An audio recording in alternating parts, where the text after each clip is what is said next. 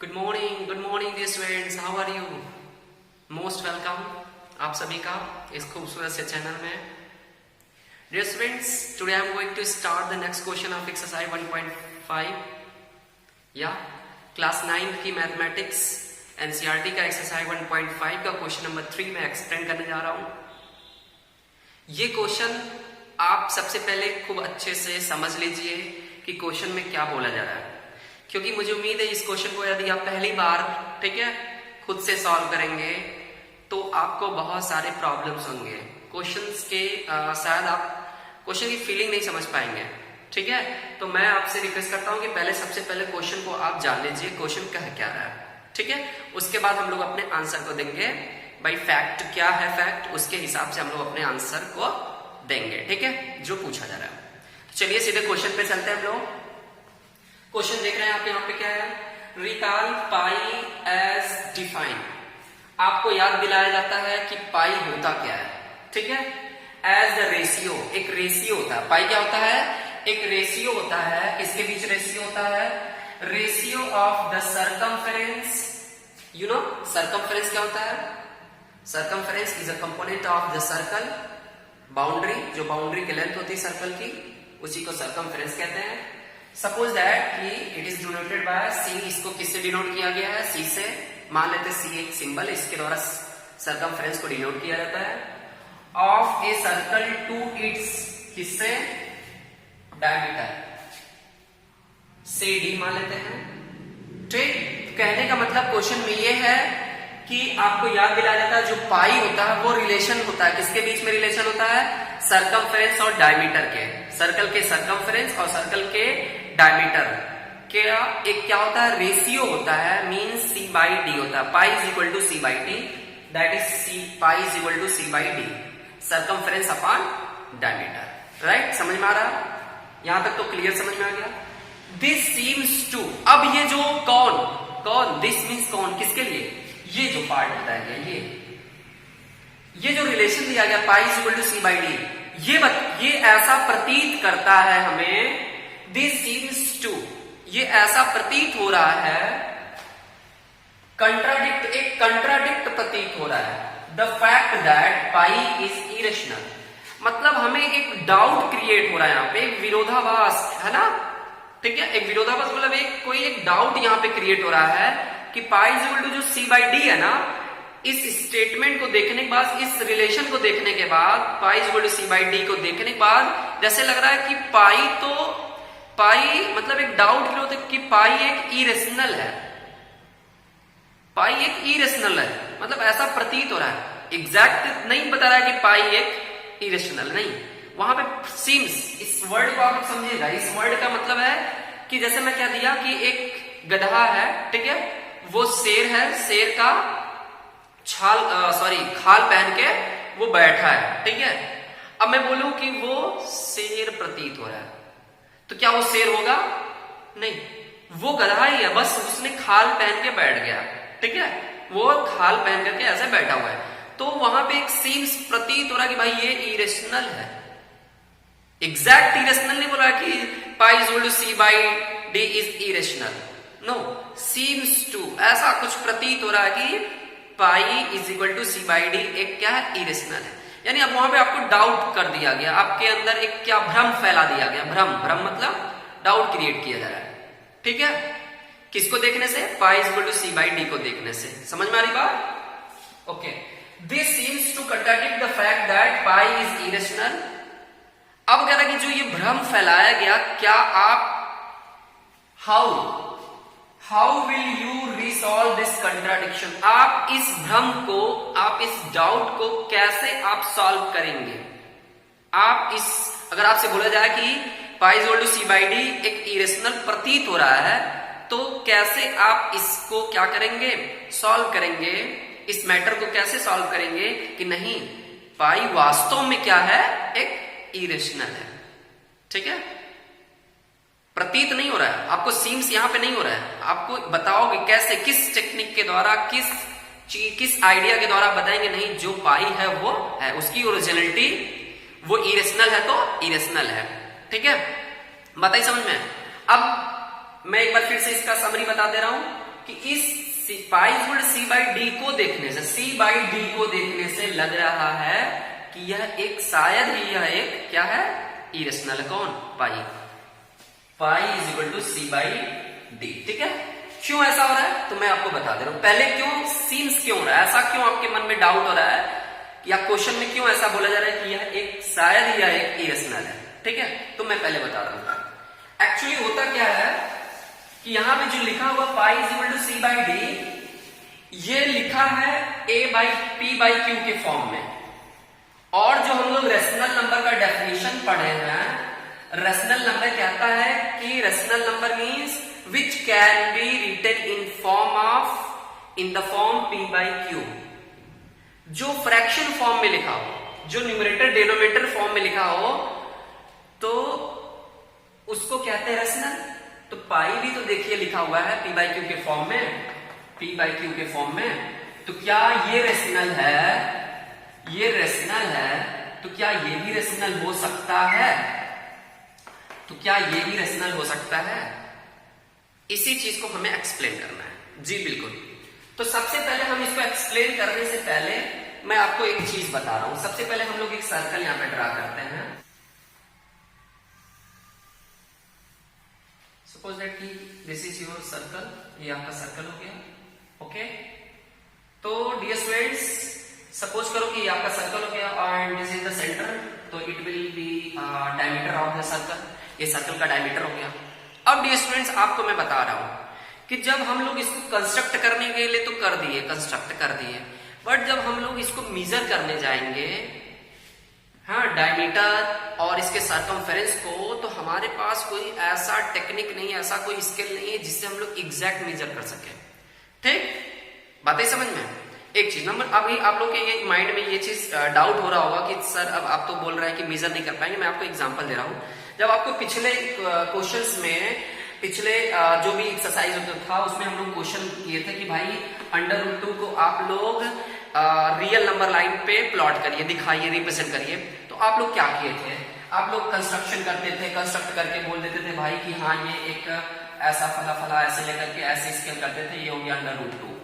But अगर आपसे मैं बोलूं कि चलिए आप लोग √2 को मेजर करके, स्केल से मेजर करके दिखाइए कि हाँ यहां से यहां तक की जो डिस्टेंस है यही √2 है, तो जब आप इसको मेजर करने जाएंगे तो आपके पास कोई ऐसा टेक्निक नहीं है, ऐसा कोई स्केल नहीं है, ऐसा कोई डिवाइस नहीं है जिसके द्वारा आप एग्जैक्ट मेजर कर पाए कि दैट इज √2 या दिस इज √2।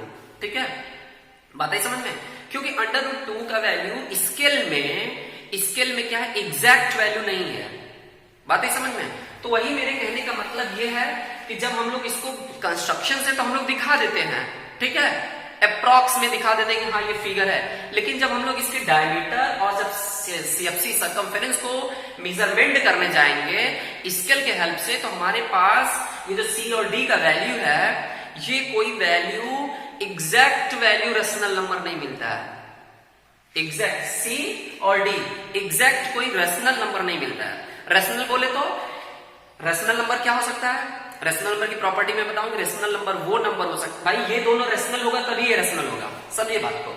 क्वेश्चन में बोल रहा जा रहा है कि इट सीम्स टू, मतलब ऐसा प्रतीत होता है कि पाई जो है इरेशनल है। तो हमारे माइंड में ये डाउट हो जा रहा है कि इसका मतलब पाई क्या है, रेशनल हो सकता है। समझिए, क्वेश्चन में हमें डाउट कर रहा है कि जो पाई है वो शायद ही इरेशनल है, ऐसा कुछ फील हो रहा है। तो इसका मतलब अगर इरेशनल नहीं है तो क्या है, रेशनल है। समझिए, और रेशनल के लिए कंडीशन क्या होनी चाहिए कि पाई रेशनल तभी होगा जब ये C और D दोनों रेशनल होंगे।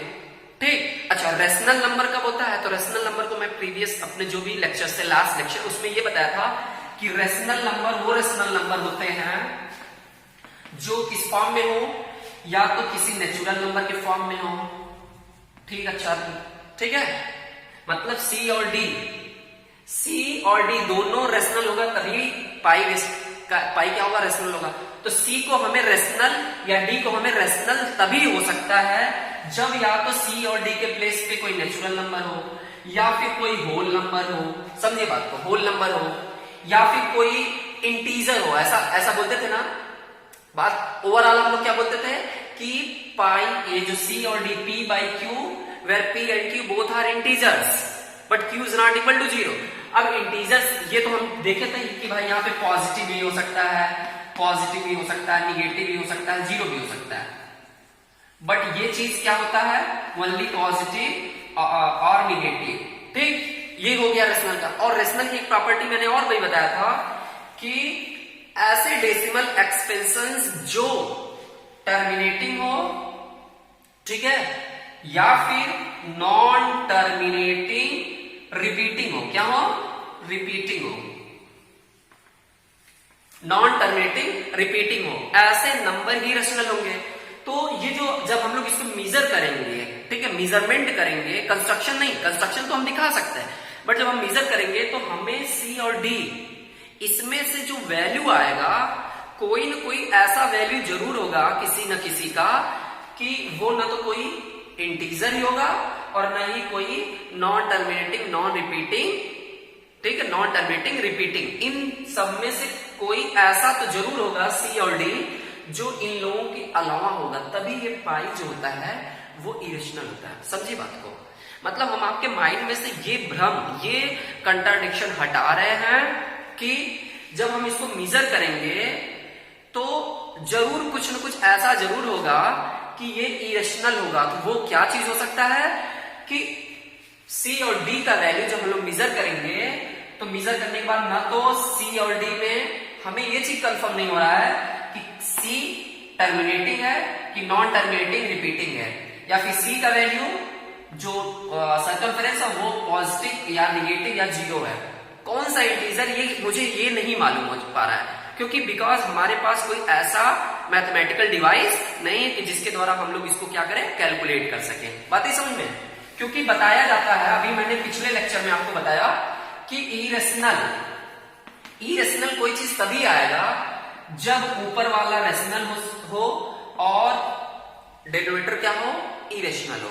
आइदर ये हो या फिर इरेशनल तभी आपको मिलेगा जब इसका न्यूमरेटर इरेशनल हो और डिनोमिनेटर रेशनल हो, या फिर आपके लिए ये कंडीशन भी हो सकता है कि कोई भी चीज इरेशनल तब हो सकता है जब उसका both numerator and denominator both are क्या हो, इरेशनल हो। तो इन तीन कंडीशंस में से ये कुछ भी हो सकता है। जब हमारे पास एग्जैक्ट वैल्यू है ही नहीं कि भाई सी और डी का वैल्यू जब आप मेजर करो तो वैल्यू क्या आएगा, तो इसलिए ये चीज क्या हो जाएगा, इरेशनल ही रहेगा। ठीक, दूसरी चीज मैं आप लोगों के माइंड को थोड़ा सा और बूस्ट कर दूं कि जब मैथमेटिशियन, जो भी एंशिएंट मैथमेटिशियन हो या फिर जब भी जो भी मैथमेटिशियन ने डिस्कवर किया पाई का वैल्यू, तो पाई का अभी तक कोई एग्जैक्ट वैल्यू मिला ही नहीं। ठीक है, पाई का वैल्यू जो एक नियरेस्ट वैल्यू बोला जाता है कि पाई इज इक्वल टू 1.14, हाँ 3.14156592 समथिंग समथिंग ऐसे दिखाया जाता है ना, अप टू 32 डेसिमल के बाद अप टू 32 डिजिट तक दिखाया जाता है, और वो भी उसके बाद नॉन टर्मिनेटिंग नॉन रिपीटिंग दिखाया जाता है, डॉट डॉट डॉट। तो कहने का मतलब पाई का वैल्यू इरेशनल इसलिए आया क्योंकि यहाँ पे जो सी है सर्कमफेरेंस, या तो सर्कमफेरेंस या तो डी, कोई इसमें से एक तो जरूर है जिसके लेंथ को हम मेजर नहीं कर सकते। अच्छा, मेजर भी करेंगे तो हम केवल दिखा सकते हैं, एक अप्रॉक्स वैल्यू दिखा सकते हैं कि सी का समथिंग वैल्यू है, डी का something value, but exact value नहीं दिखा सकते। तो हम इसके आंसर को क्या लिखेंगे, हम अपने आंसर को लिख सकते हैं कि अगर हमें इसका आंसर क्या लिखना होगा ये जान लीजिए। अभी तो ये सब मैं एक्सप्लेन किया आपको। इसका आंसर ये होगा कि देयर इज नो कंट्राडिक्शन। ठीक है, देयर इज नो कंट्राडिक्शन, यहां पे ऐसा कोई कंट्राडिक्शन नहीं है, बिकॉज, ठीक है, बिकॉज when we measure, ठीक है, when we measure C and D by scale, ठीक है, और any other mathematical device या डिवाइस कह सकते हैं सीधा, ठीक है, मैथमेटिकल डिवाइस और डिवाइस। तो ठीक है, तो हम क्या पाएंगे, वी विल गेट, हम पाएंगे, ठीक है, approximately value of C and D. ठीक है, कैसा वैल्यू हम लोग पाएंगे वहां पे, तो we will get an approximate,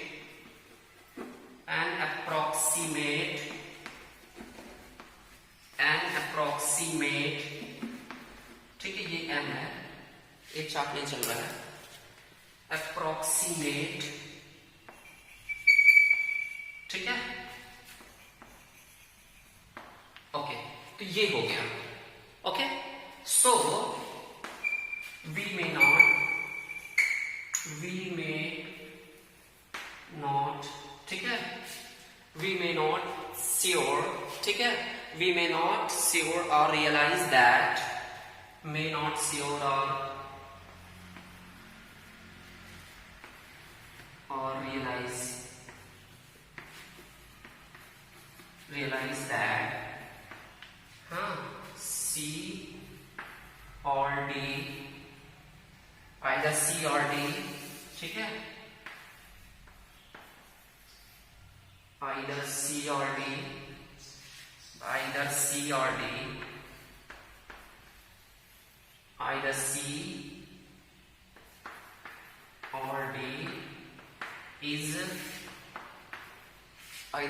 D is irrational. Okay,